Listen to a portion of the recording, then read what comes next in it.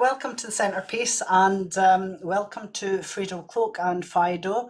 And we have Francis Rose translating for you this session, and we've got Tatiana Gornstina also helping. So thank you everybody for coming. So we're going to have this special continuation of the Centrepiece talk, which Friedel brought to us, exploring these roots of sacred dance, which for me personally is a very interesting subject, which I want to learn from. So I was delighted when Friedel agreed to come and talk to us and let us explore and let us experience it more from the roots, so that we can flourish together. So I'm just going to bring Friedel up on the screen. Got it, okay. Hi Friedel, how are you this after? Well, it's this evening really for me. We can't hear you, so I'm just going to unmute you. Hold on. There we go. Okay. Yes. Hi Friedel, how are you doing? I'm fine, thank you, and thank you for the invitation. You see, I like to talk about Bernard Voisin's legacy, but sometimes I feel like a caller in the desert. But you never try, and I'm grateful you invited me. Thank you. Well, you see, I wanted to show you, this is the cupboard, one of the cupboards with Bernard Voisin's material. You see, I have his written material, that is lectures, interviews, articles, letters, drawings, photographs, etc., etc. Renata asked me to make a book. Well, I will not, I must say. That is too much work, and I still want to dance. If I would do that, I just had to do nothing else but this. So I'm sorry, I will not do it. Somebody younger will do it. I think the younger students can do it. So, and you see, there's a lot of things I told already, and people will know that the encounter with Bernard Voisin at the end of the 70s became my most profound experience, changing everything, changing my whole life. Even though I've been able to learn a lot throughout my life from a number of other teachers, because I started at the age of 5 with ballet training. By the way, I always addressed Bernard Voisin formally. And as he was my ballet master, I called him Meister. See, everybody said in German, you have du, you know. I never could say that. So I always addressed him formally. With the meditation en croix, the 3-step path in classical ballet, apprentice, journeyman, master, and the dance meditation, sacred dance, developed by him, he pointed to a spiritual goal and thus opened to me the religious dimensions of the dance. And Bernard Voisin said, spirituality means to observe happenings such as dance from heaven above. It was a great privilege and joy to be his student and assistant for many years, to travel with him and teach in many countries, for example, Scotland, Sweden, Austria, Holland, and I want to show you a few photographs when we were dancing in Sweden.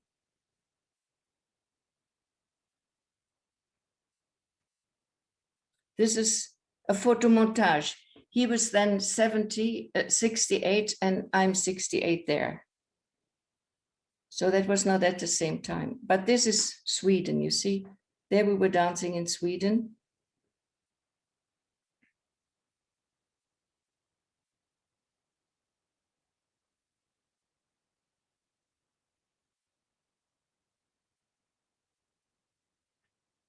There we were doing a Greek dance, as you can see the T hold.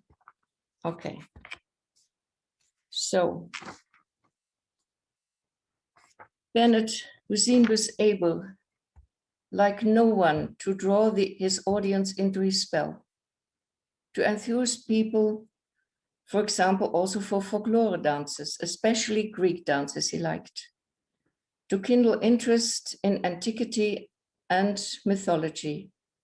Late into the night, he would philosophize, full of enthusiasm about God and the world, gods and stars, his knowledge was almost inexhaustible. Bernard had developed a concept for a 2-year course training, which he presented to the Bavarian Minister of Culture. The reaction was positive, but no subsidy was forthcoming. So I decided to realize this training for sacred dance teachers, the very first one, in the Netherlands, without any subsidy from the state. And I founded, under Bernard's auspices, an Institute for Dance and Movement, Demian Instituut in Beweging. Bernard became a permanent lecturer and was an extremely welcome guest. In all his workshops and naturally in the training groups, he always started the day with 1-hour ballet training. And in his lectures, he talked about the philosophical backgrounds of the classical ballet exercises, for example, about méditation en croix, the 3 steps of initiation. According to Pythagorean understanding, it is a training of consciousness. A path for human development has been described by these 3 levels. First position apprentice, second position journeyman, third position master, which one has to pass through in music as well as in classical dance. This system of teaching has its basic symbol, as its basic symbol, the human being as an image of the cross. A school or a teacher can, of course, have as its goal to impart solely concrete rational knowledge, anything that can be written down, dance steps, exercises, etc. Here I make a side note. Bernard could get quite irritated by what he called the bookkeepers, who wrote down everything without real understanding. And he could sometimes call out, "A hall full of steps and no dance." Or they dance like matchboxes. That is when he was really irritated. But, however, classical training is about transferring spiritual discipline to the body. The spiritual purpose of the dance demands daily training, devotion from the dancer who is longing for the union with his divine origin. The first position is the position of the apprentice who wants to be on a path. It is the path leading from belief to recognition. That is Bernard Voisin's quote. The dance student first develops self-knowledge and needs 3 years to properly stand straight, stretched between heaven and earth, but usually much longer to take a stand in life. From the first position, 1 step leads into the second, the position of the journeyman. This position symbolizes the axis of space. From a psychological viewpoint, this means that the dancer joins up with other people because on this level, the development of a social consciousness is central. The person opens up, extends his arms from the center of the heart to the sides and joins up with his neighbors. Thus, a closed circle is created in which everybody is receiving as well as giving. The circle does away with any hierarchy because everyone is aligned to the center and has the same distance to the center. That is what Bernard was teaching. But I tell you a little anecdote. When he came to the Netherlands, during one of his visits to the Institute, Bernard Voisin danced the light prayer for the first time with us. Sometimes he raised his arms in 4 bars, sometimes in 7 bars, so that we all had to look at him and watch him. When I pointed out to him that, contrary to his philosophy, he was making a hierarchy in the circle, he was irritated and did not repeat the dance. On his next visit, he said, "Friedel, I have a new dance. Everything is in 4. So he meant 4 bars. People who have developed an understanding of themselves as independent beings and who have gone through an individual learning process realize that the person on the opposite side of the circle is not their opponent, but only their counterpole. Apart from that, it is necessary to understand and to accept that every one of us stands in a different place, also in their biography, and thinks and feels in a different way. The journeyman has to expose himself to ever new situations and to explore his behavior in different circumstances. He has to find out whether what he has been learning is of use and filled with truth when put into practice. In the third position, the body depicts a spiral turn. It's an épaulement. You do this.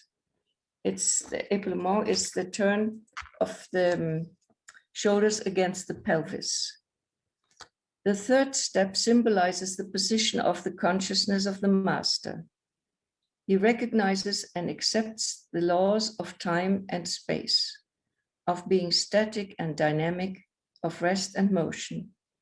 Standing in the middle of the wind hose, at the point where the static and the dynamic cross meet, the original space, the cosmic space, and the eternal consciousness reveal themselves. I would like to show you the drawing of Bernard Voisin about the eight-pointed star. It is the place of the dancer, and there you can see the 3 steps. You see the step here, the first, when you close the heels, it's first position. The second, you are already in the circle, and the third position is that you are on the 2 crosses. And you see it is to the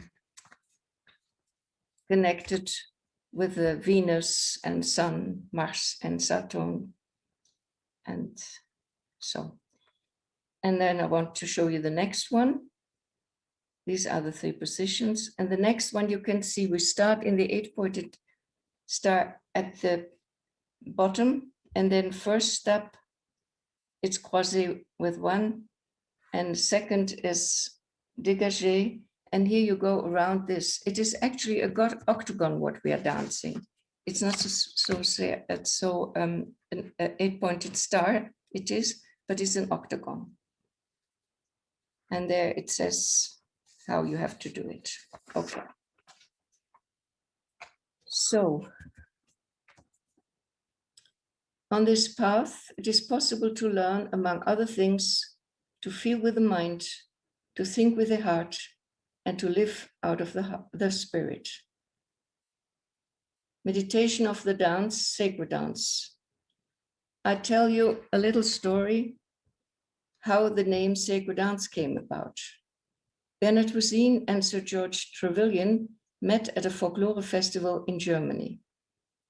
He invited him to Findhorn to teach folklore dances, which Bernard Voisin called dances of encounters and enthusiasm.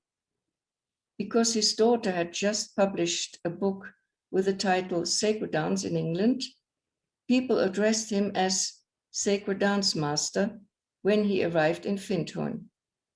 He looked around himself quite puzzled and realized, much to his surprise, they meant him. For Bernard Voisin, it was meditation of the dance, méditation en croix. And he said, dance is a silent art, and yet it has a grammar, the grammar of movement. When we choose the first and simplest way of being together, we join in a circle in all probability. The circle and labyrinth dances go back to the mystery traditions of the ancient Greek and the ancient Orient, as for example, the Eleusinian mysteries. It has been discovered that such ritual dances have been handed down to us from the time of Alexander the Great. After this time, the influence of the mystery cults lessened. But it is very remarkable that Bernard Voisin was the first person who choreographed dance rituals in Findhorn. And he did Theseus in the Labyrinth, he did From Cross to Crown, Jesus Hymn, and the Pentagon. The Pentagon, you see, I have all the notes. and all his drawings from these dance rituals. And the Pentagon, I published the CD and the booklet with all his notes. When a scientist wants to reconstruct something, he has to find the root, the source. So when Bernard Rosine became interested in this forgotten tradition of the dances, he had to travel and look for it where it was still alive and functioning.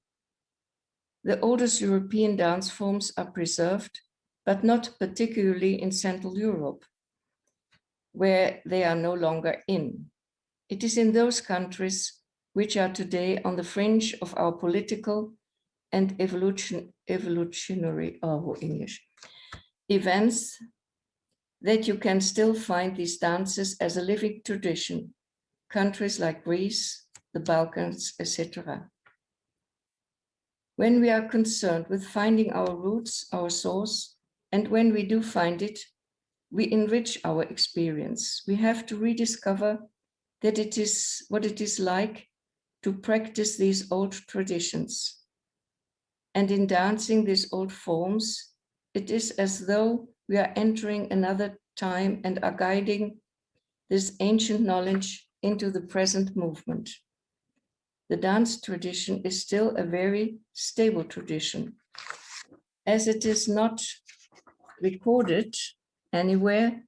In transmitting it, one has to rely entirely on handing it down from master to pupil. In doing so, the teachers make very sure that the pupil has understood completely. And Bernard Rosine completed this sentence, he has understood completely with his whole being. Although dance is a very objective art, it also combines an impartial law of movement with a subjective aspect, my own individual aspiration, my innermost longing. The art of dancing is a symbol for the law that everything passes. When the dance is over, you have nothing to hold on to, except what remains in your memory, in your body, and especially in your heart. The main thing is that during the dancer has incarnated the essence of the movement and the understanding of the transitoriness of things.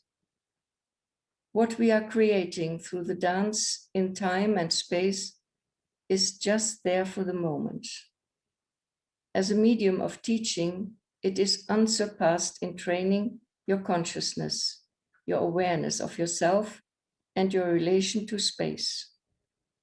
It constitutes a school of knowledge that teaches the transcendent aspect of things and what it means to know yourself. Bernard had also a lecture about music and dance. And he said any artistic creation, but in particular dance and music, is composed of three basic elements: time, rhythm, and melody. In the language of the ancient Greeks, these components were represented by two divine brothers, Apollo and Dionysos, and the mortal being Orpheus. These three elements give the dynamic quality to the dance. The time signature represents clear ordering in space. It governs the form. Rhythm represents vitality, the pulsating stream of life, and melody stands for the human endeavor, soul aspirations, longings, and emotions. According to Greek mythology, Apollo is the radiant sun god. He is the conqueror of passions and stands for the clear light of daytime consciousness. His brother Dionysos is the god of ecstasy, of excitement, of the unconscious deep forces of life and nature. The bard Orpheus, as the human aspect between the polarity of the two divine elements, is the only mortal one of the three. When the ancient danced, they believed Apollo to be dancing on their right, Dionysos to their left, and the dancer himself, as Orpheus, embodying the human soul. All three are united in harmony. Apollo orders the games and dances of the muses and nymphs who move to the rhythms given by Dionysos, while the heart of man is moved by divine inspiration, to which he bears witness and which he expresses in songs of longing and love.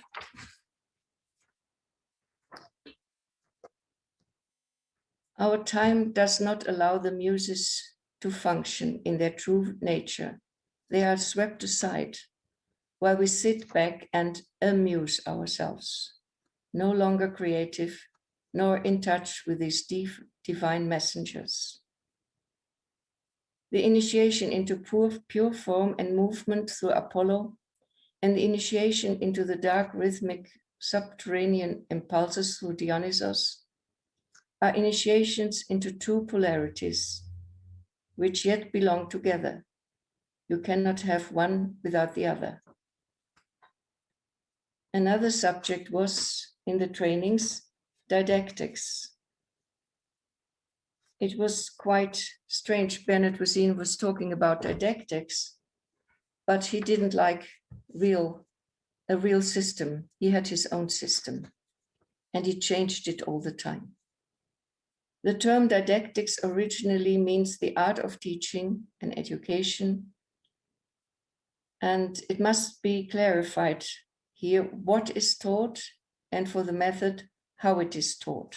Each method, that means the way dance is observed and conveyed, is about acquiring an expert knowledge of dance, that is, about an education in dance, about the learning and controlling of forms and processes of dance-like movement.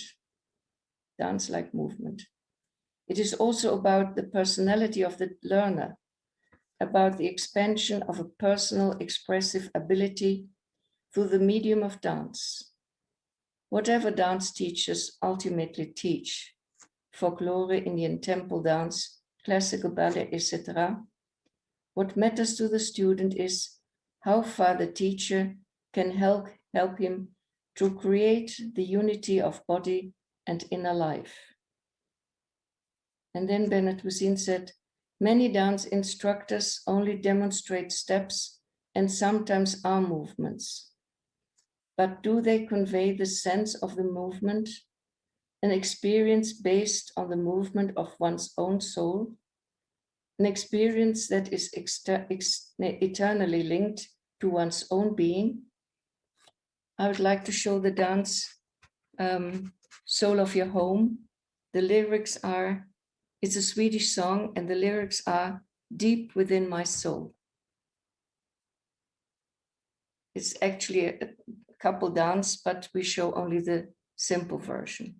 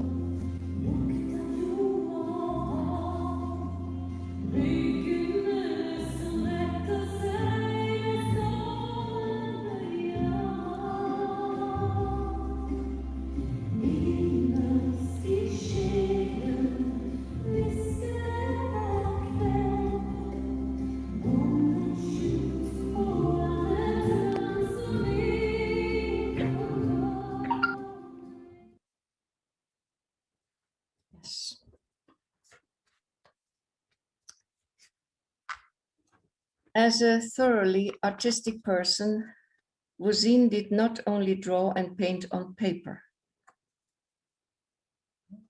For his dances, he usually gave colorful images and invented various stories, often drawing on his rich mythological knowledge.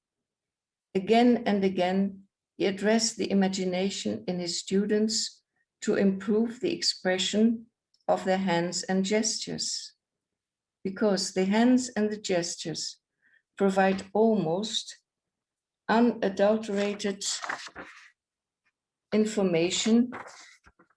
They lead us on the trail of the soul, so we can infer the invisible from the visible, its head, heart, and hand. The stories Bernard told varied each time, so you can imagine that there were a lot of discussions and misunderstandings. A very good example is Enna's mythos. And you see, when he came to the Netherlands, he would teach a dance in Utrecht, and he would tell a story about the 4 elements. And everybody said, that is true. So then he went to Amsterdam and he told another story. And he left then, and then the fight started. Who is right? I never said a word. I just waited until he came back. And then I said, would you tell us the story about the 4 elements? And then a new story came about all the time. But then there were people, they want to fix it. They said, that is it. Like when people say cross. It was said that the arm movement, crossing the arms, is a very atypical hand movement of the Greek. But it was translated as a typical arm movement. And Bernard Voisin, when he heard the drums of Enna's mythos singing Nana Mouskouri, and then he said, imagine, here are the drums. And then, for example, we are on Rhodos. Next time it was Crete, and then it was Kos.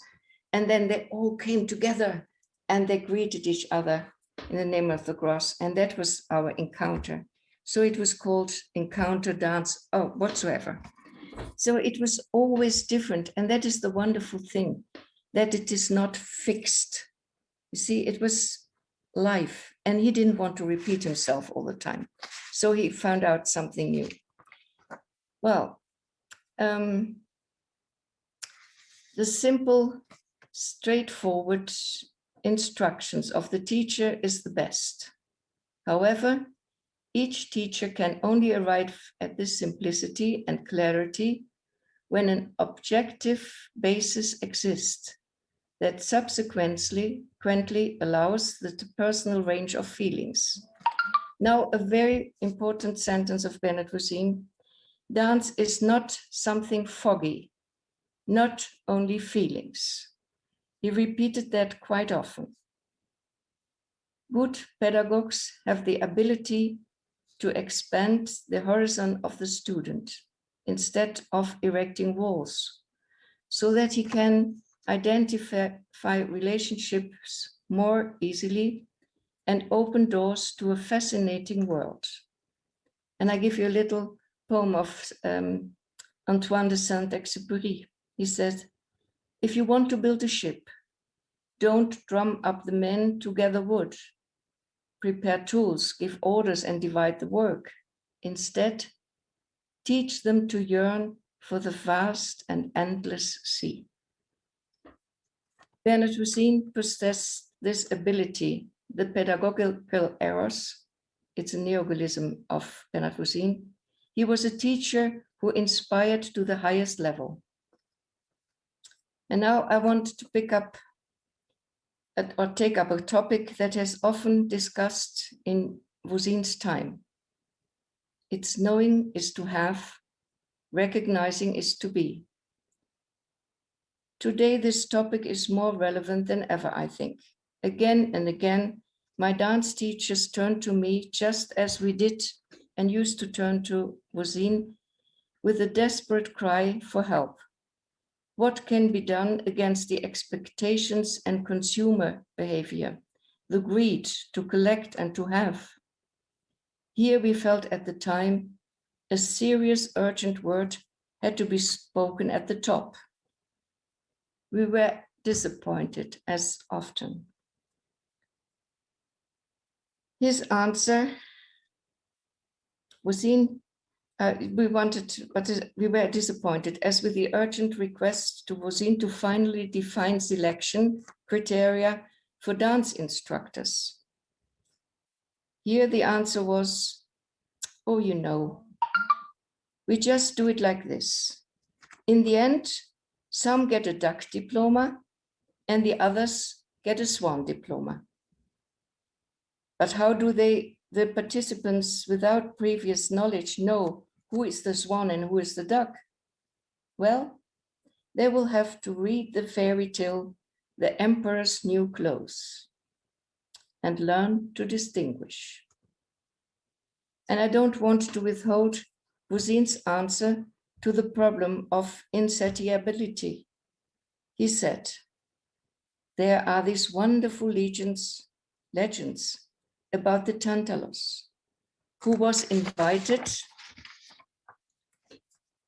to eat at the tables of gods, stole nectar and ambrosia, that is divine food that helped the gods to immortality. Therefore, he and his descendants were condemned to have a thirst that could never be quenched. She can no longer be satisfied at all. That is a great legend. You see, that was again an image that Bernard gave.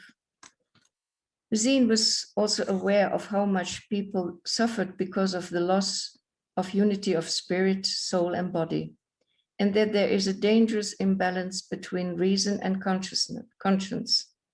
Therefore, the first goal must be healing, as can be experienced by practicing meditation of the dance, sacred dance, holy healing dance.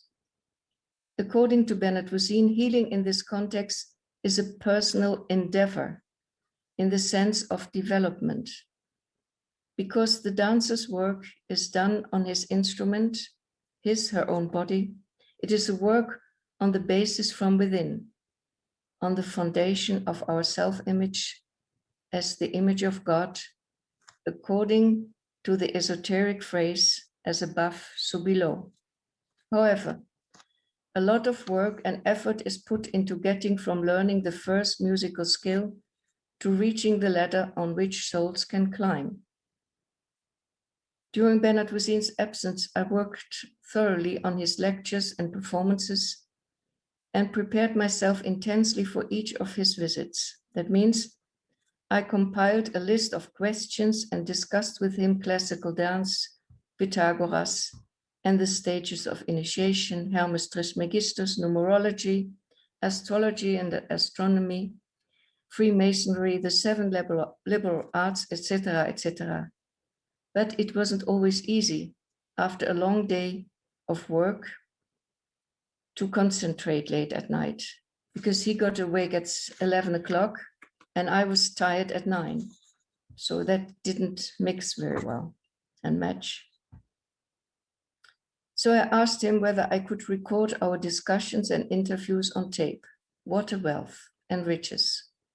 I still listen to his lively voice every time I understand his words in a different way. Every time I find something new. Also sometimes without trying to be too nostalgic, I look at his numerous letters with which we continued our exchange of thoughts. He wrote, for example, on 12 April 1983, Friedel, I have to tell you again how grateful I am to have found you. We are so intrinsically united, which made the days at Findhorn unforgettable. And in May, he wrote, I'm full of veneration and love for you, and I know I should have told you so a long time ago. Meeting you is a beautiful and pure gift from God, which helps to deepen and expand our work with people, to work on and with people. That was his main message. I'd like to tell you how grateful I am for our deep understanding, you, my Friedel, with love and blessings, your master. Exactly 1 week before he died, Bernard Voisin telephoned me to outline a plan in generous clear lines and brilliant colors. Voluble and full of enthusiasm, he created a place of learning in front of my inner eye. Here, people should be able to dedicate themselves to the 7 liberal arts and philosophy, as in the Greek example. His vision was to help people in this way to rediscover in themselves the homo ludens, so the playing person, and the homo religiosus, the person who longs for unity with the divine, so that they can unfold their own, maybe dormant, creative powers. Concluding, he said, referring to a poem by Rainer Maria Rilke, I lived my life in widening circles that reach out across the world. I may not complete this last one, but I will give myself to it. I circle around God, around the primordial tower. I've been circling for thousands of years, and I still don't know, am I a falcon, a storm, or a great song? Uli Führer has composed this poem, and I choreographed the dance stages. Bernard Voisin continued, when a dancer, seized by rhythm, walking, jumping, turning into the light, has endured his way, when he has walked through sorrow and pain and much exhaustion, but has found in it new strength, he is able to say, even if he does not complete the final circle, I saw God silently on the dark path through the labyrinth through which he guided me to my inner self. I would like, Brant, now to show you a little piece of a film. Bernard Voisin worked with the most famous composer of, one of the most famous composers of the 20th century, Stockhausen. He worked then with him and he was a worshipper. There were 3 people, a young man in black, Bernard Voisin as old man in white, and a dark woman in a blue dress. And it is very complicated. It's absolutely so complicated because each tone and each interval has different hand movements. Very, very complicated. So you see a little bit of it, and it's called Inori.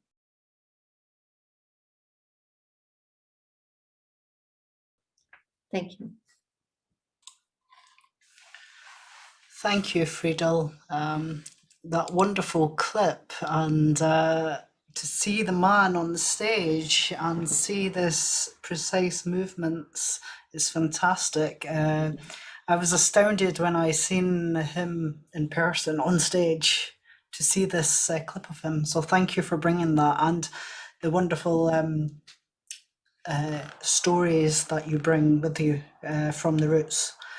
And Arise My Love is there's 2 patterns to this dance, and Friedel's asked me to clip the image, the 2 patterns, and we'll look at pattern 1, and then I'll show you pattern 2, and then I'm just going to put the music on, and you can explore that and see if you can arise with this music.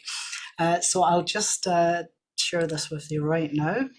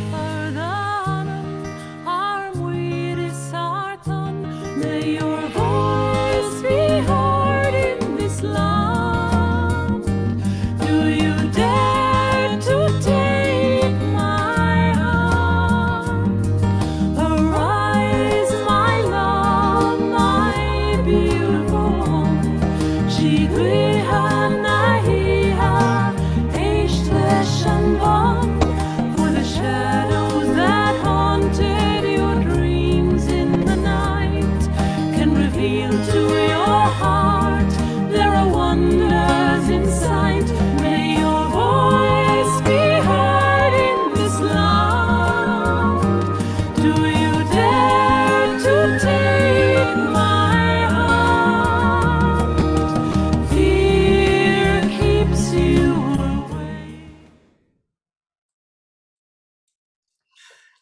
And so I'll put pattern 2 on and you can see how you get on. And you can always improvise once I put the music on if you can't quite get it yet, and that's okay. So let's put the pattern 2 on for you.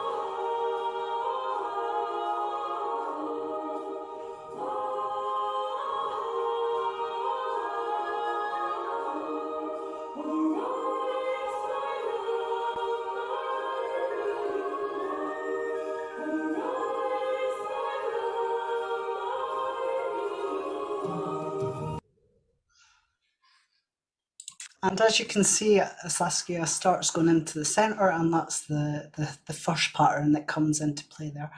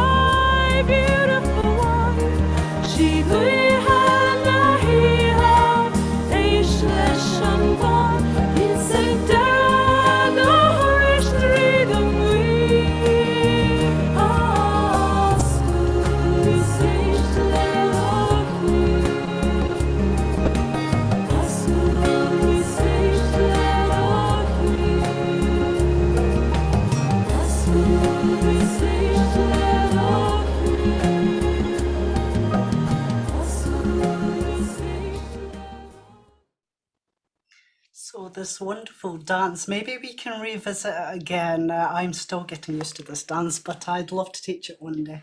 Thank you, Fido, for bringing it to my attention. And yeah, so questions and answers. Has anybody got their digital hand up at all? I have a question. I have my hand You here. have a question, Renata. Renata. Fantastic. Yes. Let me put you up on the screen then. There we go. It's not only a question, it's also something to say to Friedel, because I'm very touched with Friedel always. And I considered, for me, she's the one that brings me to my soul when she talks about Bernard. She knows this. And so just a question about everything that you have there. How can we do this? I will talk to you after, Frido. But I wanted to tell you that you are the person that really touched deeply my soul. Thank you very much. Thank you, Renata.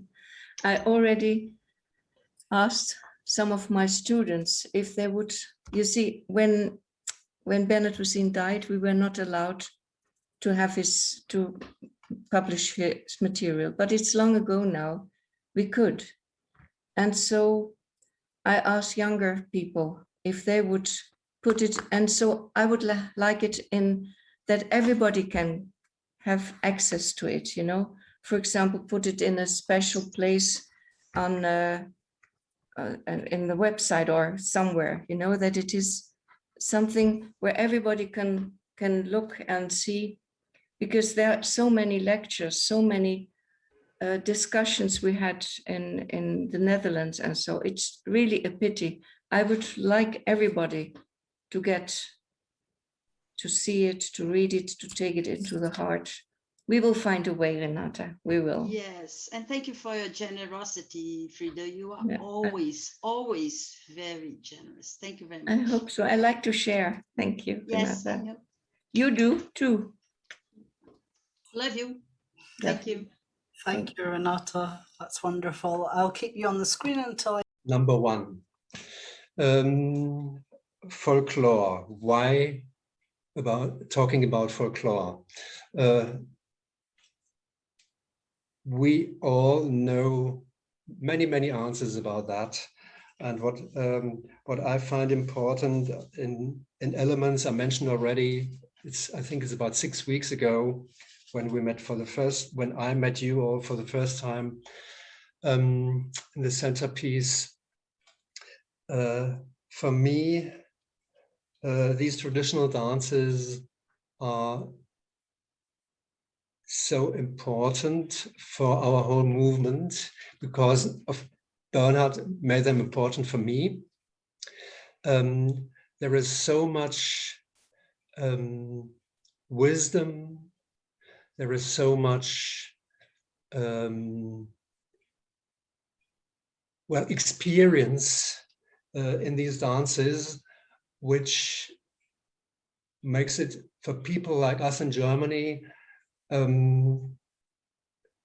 very easy to get into that kind of dance movement, because we in Germany have a completely different dance tradition. The traditional dances were, as people say kind of spoiled by Second World War and everything around this, which I do not really agree, because the dancers are not guilty. And that's why I also like German dances, but this made German dances rather objects of presentation, of performance, and less of everyday practice. And if we want to have something like everyday practice in dance, countries like Greece are a very good example for that. And that is one of the reasons why Bernhard loved that country, and that those dances, the dances of Greece, and the dances and the philosophy about Greece and mythology and all these wise and experienced influence on our culture very much. Friedel, what I want to add is, even though we are very close in many ideas, we in Marburg have a completely different tradition than you explained that with the idea of the master. When I met Bernhard for the first time at our university in Marburg, everybody, all the students, all the professors addressed themselves by the familiar du, which is in English impossible to translate, because even to your, well, you say you to everybody. But for us, he was Bernhard. Wir nannten ihn Bernhard. That is the sentence I put into the one of my texts, and that was normal. And still, it was, yeah, he was such a person for us, and the you did not spoil accepting such a person as our master. Okay, so I'm talking about Bernhard, Bernardo, I suppose, in Brazilian language. But Greece is not the only country which he found important, or which was an important route for his work.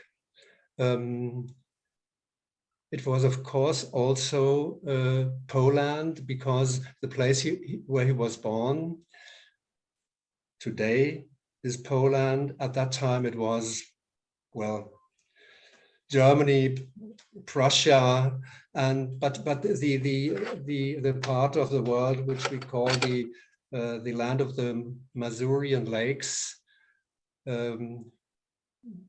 During history, that place was in many different countries, in the Ukraine, in Letland, and well, that place is so beautiful that my idea is every country should have such a beautiful place like that, and that shows us why so many countries wanted to be the country of that area, and it's really beautiful. Anyway, the dances of Poland, he taught us also with compassion, not only the Greek dances. Excuse me, Francis, we do not have any arrangement about how fast I can speak, because you do not have a text for me.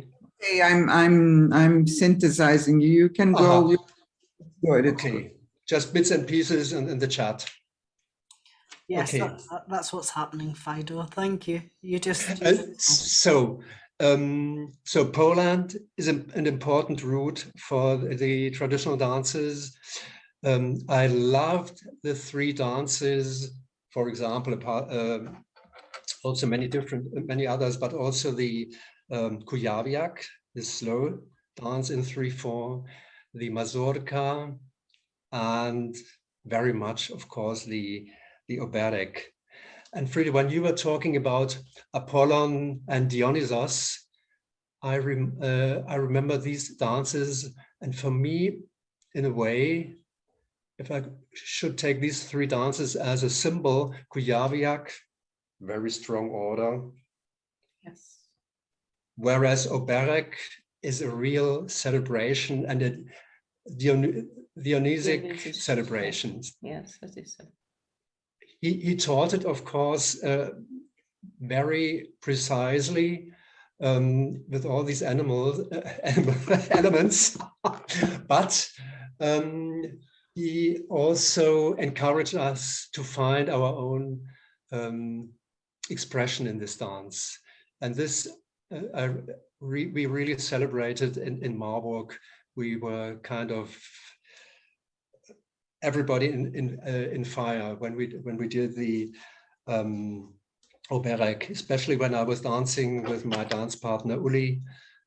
We had some special elements.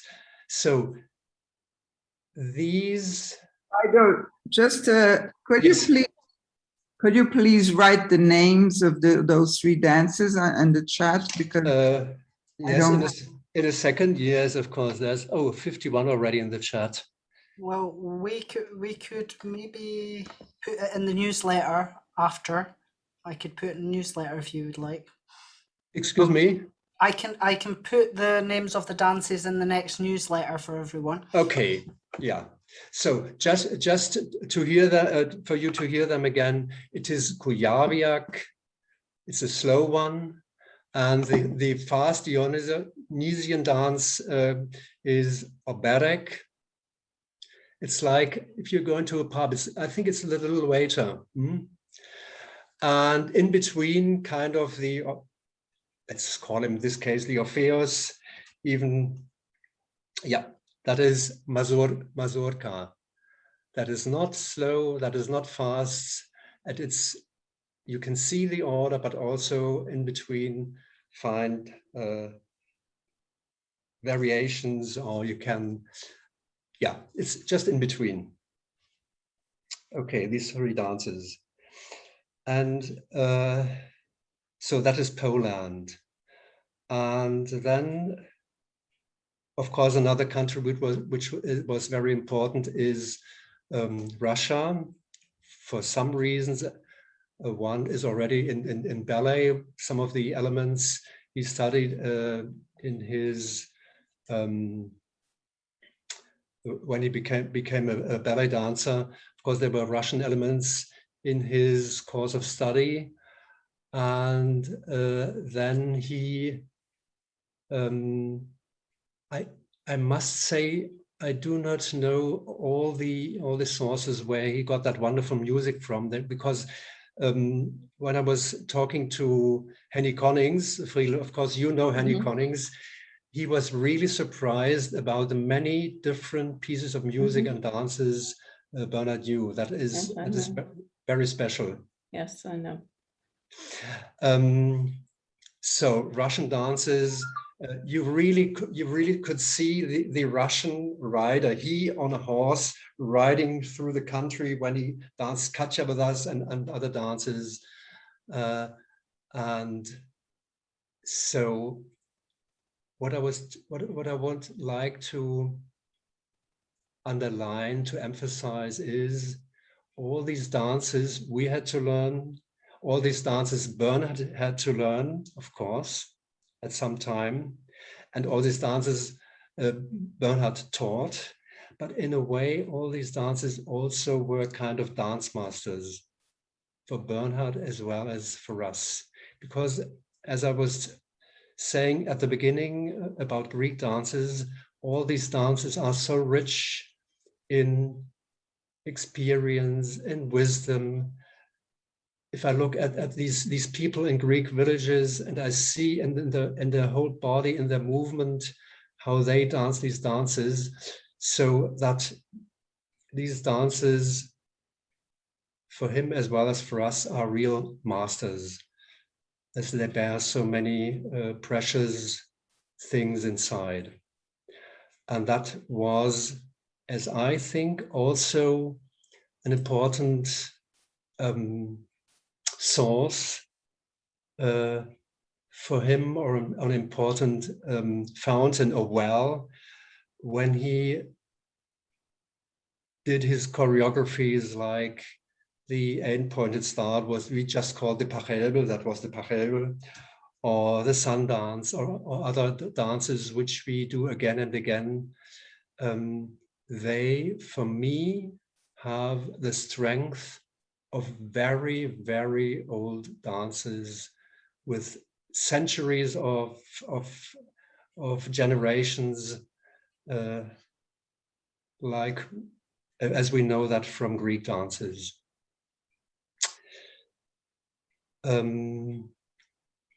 Well, yeah, I think I should stop now about the folklore dances, even if we at the end might have some time to do one, because I chose as an example the Polonesios for many reasons.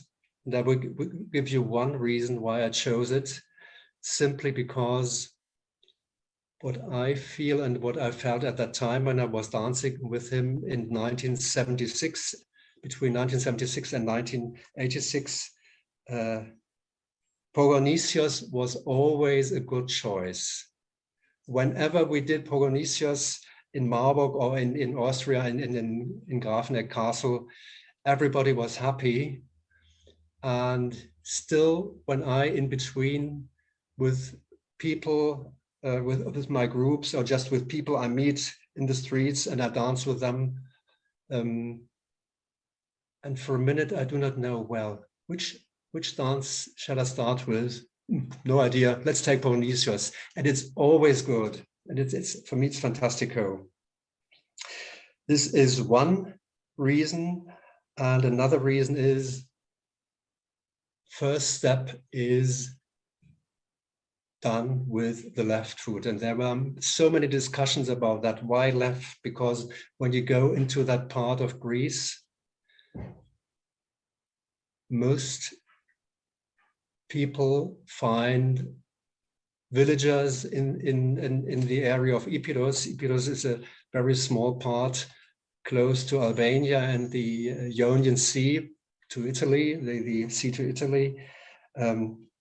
Most versions are started with the right foot. And then we have this discussion, Friedel, what you also mentioned, people with their books. I know 10 dances from the Epirus, they all start with right. Bernhard, you start with left, can't be correct. Or another example, which I had many years ago, when I asked him about Bernhard, and he lived in Bavaria too, he said, well, I met him once. In the morning, he crossed in front. In the evening, he crossed behind, and then I left the room. So, no Dionysos, this is maybe, I don't know what it is. It's like a bottle, 1 liter, no less, no more. This is always, it must always be 1 liter. If you drink it, it's still 1 liter. Okay, and I also found in many villages the people starting it with the right foot. What I knew already is that in many places all over the world, people start dances, or used to start dance with their left foot because this was kind of woman style. Many women started with their left, or and this is almost as bad as women for some men. Some men say, well, this is a devil's beginning if you start with your left. So either female beginning or devil, and that can't be good. So we have to start with your right foot. But still there is, at least I know one area in Epirus where they start the Setos Epirus, Setor Ipiru, or Stadio, as they call it, with their left foot. And that is a very special version, which I did once in Brazil and also in 2012 in Little Wenlock, in one of these large encounters also about roots. So I might have later time or next time in some weeks. We will see.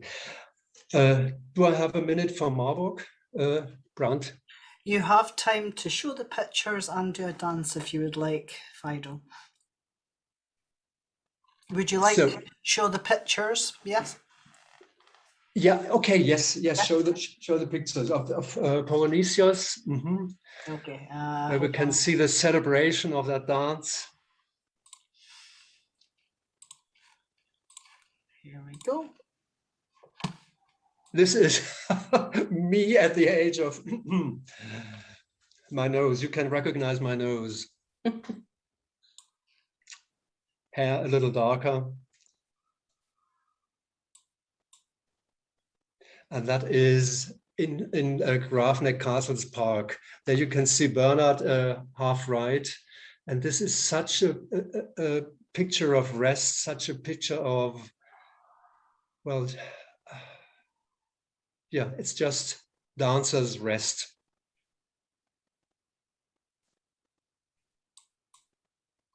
And there is the celebration of Polonesios. Of course, it's completely wrong if you would start it like this in the first minute of the dance. Certainly, Greek people started completely different, but then after some time they might go on like that. But for us, it was very often a celebration, and you see Bernhard's leg, left leg, and you see on the right one woman, you see her dress. That is really, really great. And I'm sitting because I find that dance so boring. You see me on the left of Bernhard's dancing. I'm sitting there. Yes. And this is a very special picture.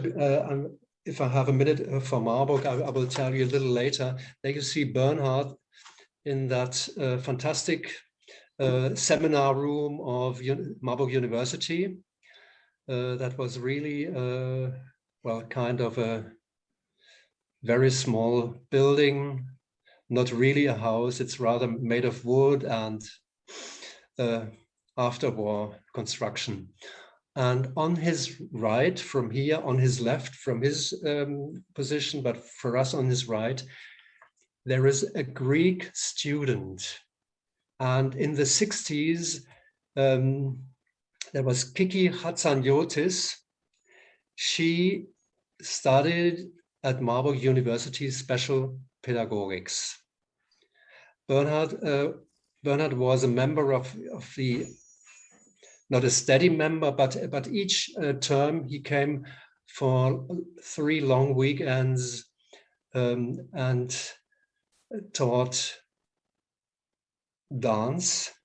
That was always Thursday, Friday, and Saturday, and there was nothing else in Marburg. Marburg was completely at a standstill when Bernhard was there. Many students from also other subjects like medicine or like sports or like well, whatsoever, all these other subjects, they came to Bernhard. And special pedagogics was the institute where he was kind of a yeah, as I said, not a steady. Did not belong there as for every week, one lecture every week, but he came for 3 weekends because he lived in Munich. This was really good luck for us. And then I can perhaps start the why he came to Marburg University. At that time, in the 50s, schools for handicapped children were just schools for children who, well, who needed, on the one hand, very specially trained people. On the other hand, nobody knew how to train them. And so they took asked teachers from other schools to go to these schools. It can't be so difficult because they are also stupid and they think they just have to learn reading, writing, and move a lot, and that is all. But in Marburg, people were very much interested to have to develop a good department for special pedagogics, and they found a young professor in Munich, Uli Kastantovic, a young man, and they asked him to establish the best institute for special pedagogics in Germany. And he said, yes, I will come to Marburg on 3 conditions. I have 3 artists, and I find it very important for such a special kind of teachers training to teach art at that institute. And he said, there is a musician, and there is an artist, and number 3, there is a dancer. And Marburg University said, yes, of course, we find it very important too. We agree, bring these 3 people. And from then on, there was not only the new young professor there who established that course of training of special teachers training, but also these 3 artists. And Uli Kastantovic's idea was something that is good for the students is also good for the kids at school. And all the students, and you can see them, look at the fashion, they were not very young. They were not young students, they were already teachers. And for 2 years, they could leave their school. And for 2 years, they became students again for that course of study. And after that, they were trained teachers for special schools. And they all were they were crazy and happy about people like Bernhard and the other 2 artists, the musician and the fine artist. And that Greek person also had an influence on Bernhard, because Bernhard in the beginning came as teacher for drama and dance, but in the beginning he only did drama. And then when Kiki came, that Greek student, from then on, parts of the weekends when he came turned into dance sessions. And there you can see, I suppose, Kalamachanos, something like that. They were dancing, and the students were very happy about that. And from then on, about 1967 or something, they just did dance until the end, until his last year in 1986. And in the middle of that, I came to his sessions, and very often when I went there for the whole weekend, Thursday, Friday, and Saturday, their drama session. When I went there, I was so in a completely different world, and I was so happy about a young woman. We lived in a community of 5 people, and she took me and our other people of the community one evening to the Saturday night celebration of Bernhard's. And well, that changed my life. That first Saturday night in 1976. Look at that. So no seminar room anymore. We went into a gym where we had much more space. And still, the morning after the Saturday sessions, which I attended for 10 years, always in the morning after that, I had the idea, well, Fido, don't forget your studies, because at that time I studied English and sports, and of course I had to study that. But in between these 3 days, I completely lost any track. I didn't think of English. I didn't think of any sports seminar. It was just Bernhard there. And that is what, Pogonisios in the gym. And that is what Friedel, about half an hour, said, compassion is so important. And that's what I found. He really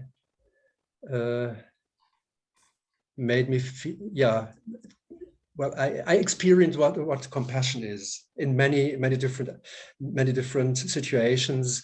And one was these 3 days where this was just the center of my life. 3 days with Bernhard. Yeah, many other moments. But I think what I would like to say, to finish Marburg and to finish Greece and folklore, Bernhard went several times to Greece. Once after he had performed the Great Hassapikos or Big Hassapikos in Greek taverna in Munich, because very often when he was in Munich, he went through the town into Greek tavernas. and also into pubs where young people met, and he wanted to study the Greek or see Greek dance as well as the dances of the young people. And then there was a competition one day, and the owner of the taverna said, the one who gets the biggest applause will given by me free flight to Greece. And you can guess Bernhard got the biggest applause, and that's why he got a free journey to Greece. This is number one.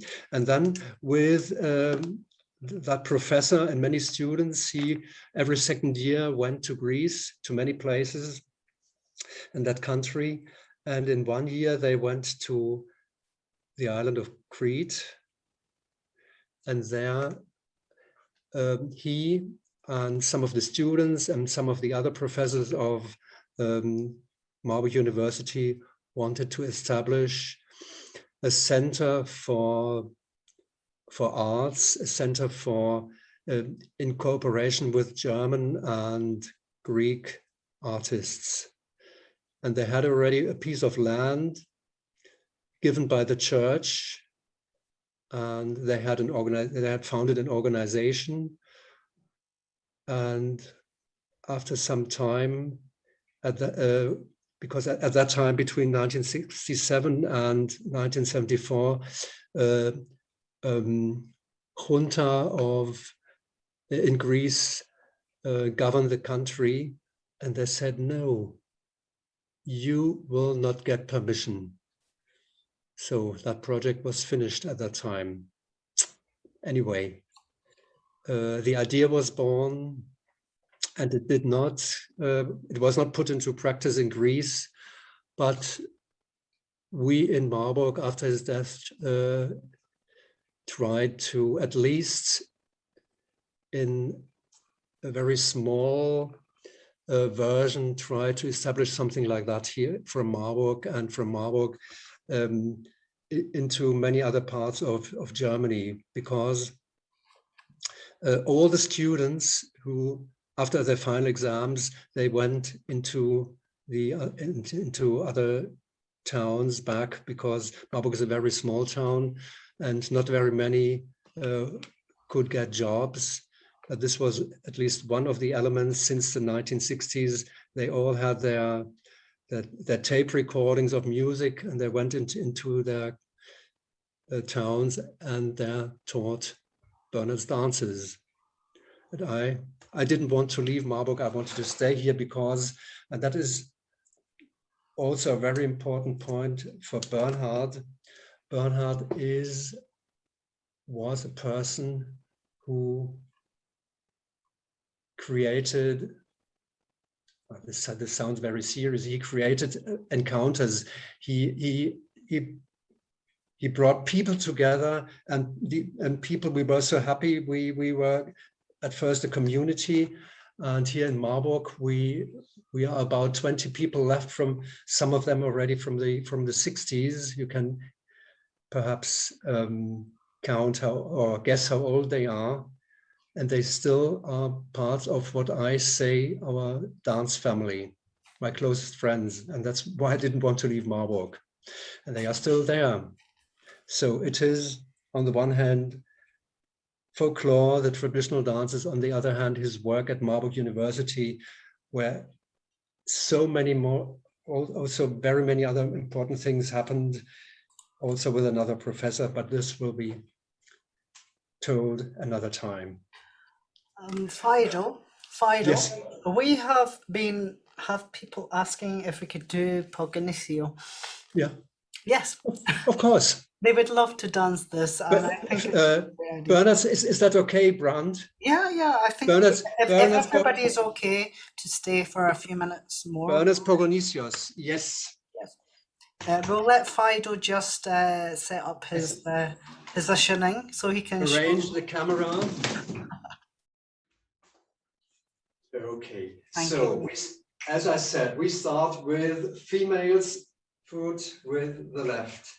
in front, right to the side, in front, now right to the side, behind and side, in front, side in front, side, behind, behind. It's slow, quick, quick and slow, quick, quick, slow, quick, quick, slow, quick, quick.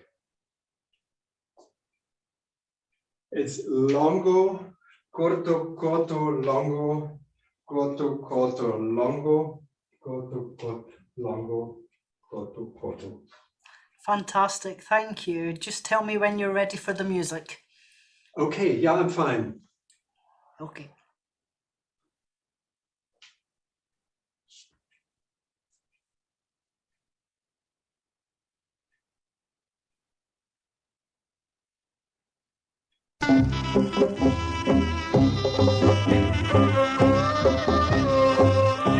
Let's begin small steps.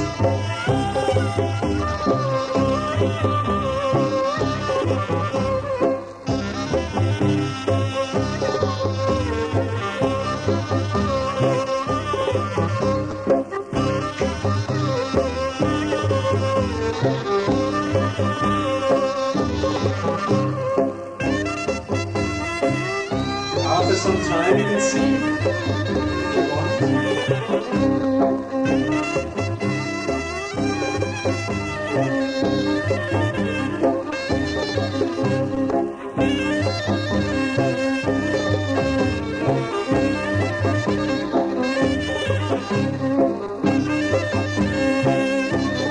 But it's easier with a group.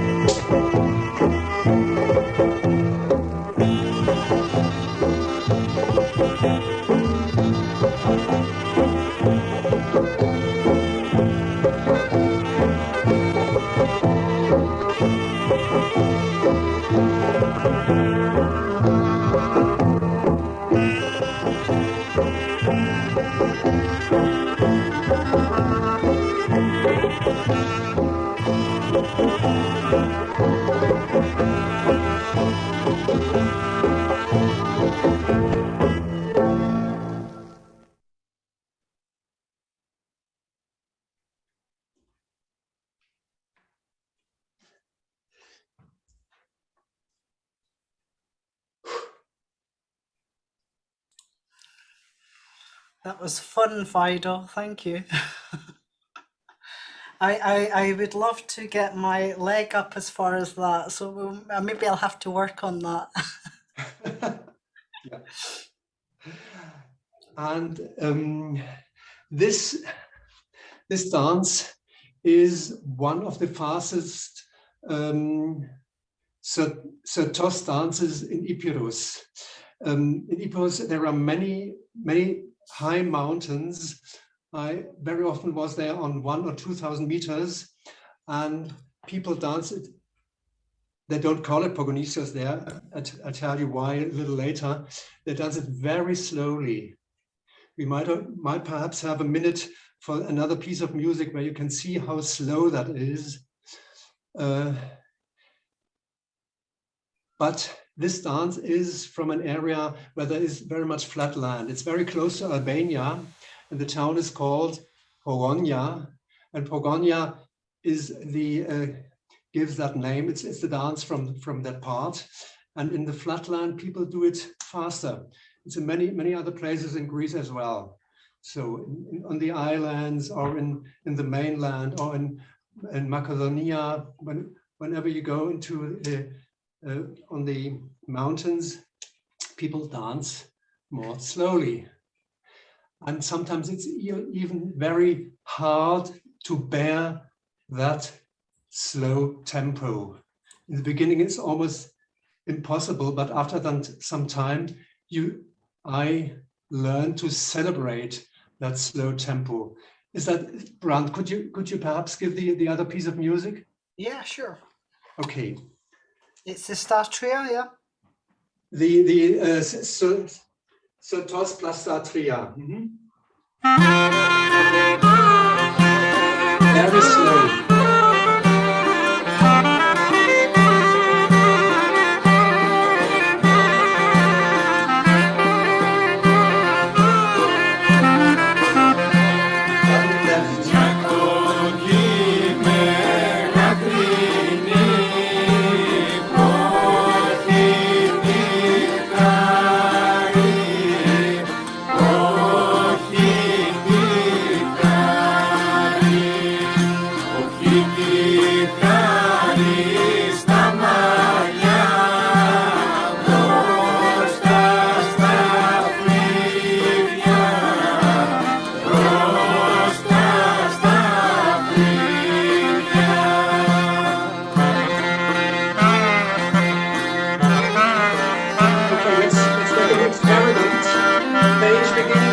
Let's start with the right.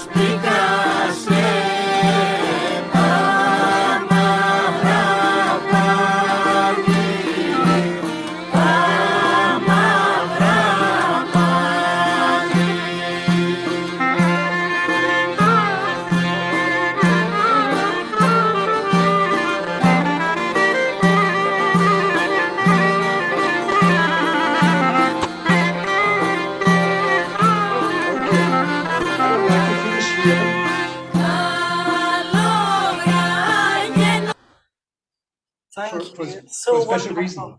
That's so wonderful. The music is so clear, Fido. Yeah, we're running a little late, but we're okay, and everybody wanted to dance, so that's fine. But Fido, wonderful. We're going to have Fido back on at some point soon, because he's got so much knowledge, and he started teaching dance online, so for us there. So that's really nice to see. Thank you, Fido. So lovely.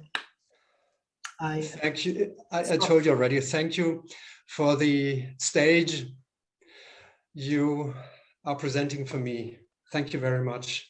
Thank you. I so enjoyed hearing your stories and your images and the dances, and I look forward to learning more from you as one of the kind of parts of the route and whatever.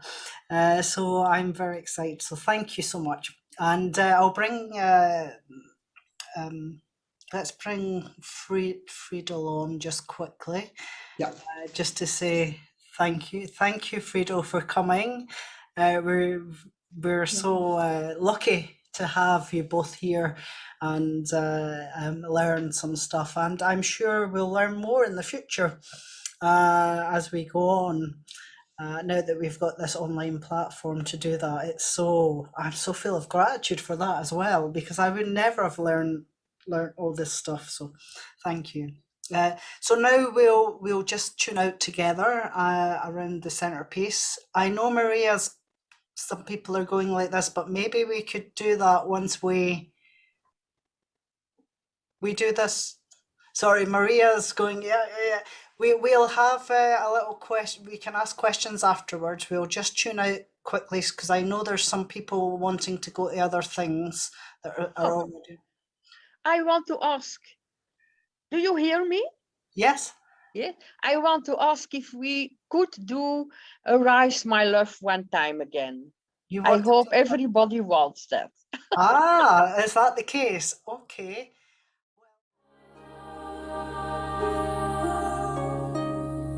Arise, my love, my beautiful one. She gryhöna hiha, eish läschen van. Our do for andor Kesselin art katron.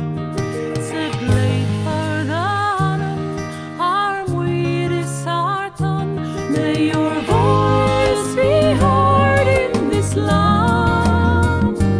Do you dare to take my hand? Arise, my love, my beautiful one.